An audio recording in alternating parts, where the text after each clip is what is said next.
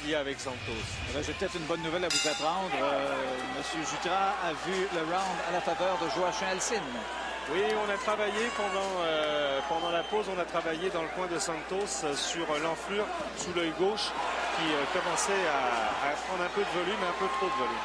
Le grand gaucher Sergei Dindziruk qui lui a enlevé sa couronne WBO en 2005 en mettant justement beaucoup de pression sur lui. Et il faut absolument ne pas laisser l'espace voulu à Santos pour nous désarçonner.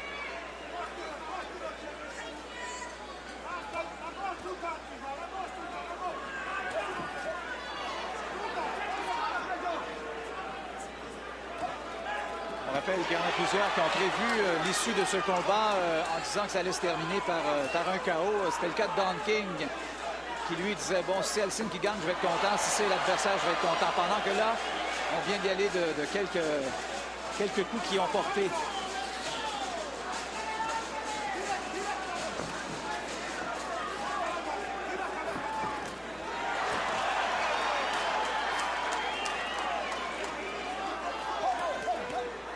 Ce qui est bon, c'est que Santos respecte beaucoup Alcine parce qu'il est lent à revenir en contre-attaque. Ça donne la chance à Alcine de se replacer. Donc, pour lui, c'est intéressant de continuer à attaquer. Joachim qui coupe mieux le ring maintenant, qui amène progressivement son adversaire et qui répond bien, je trouve, aux contre-attaques de Santos. Tout à l'heure, on boxait avec le pied avant dans les deux cas. Là. On gardait une bonne distance qui disait, faisait dire à Bernard tout à l'heure que c'était difficile de placer le jab. On a changé un peu cette formule-là. Là. Donc, ça rend la défensive plus importante. Disons qu'on se connaît mieux, là. Oh! Et là, Joachim vient d'être atteint solidement. Joachim Alcine est au plancher, mesdames, messieurs. Oui, une solide contre. Hein. Ça s'est fait extrêmement rapidement. Et il a du mal. Daniel Santos qui attend avec beaucoup d'attention et c'est terminé.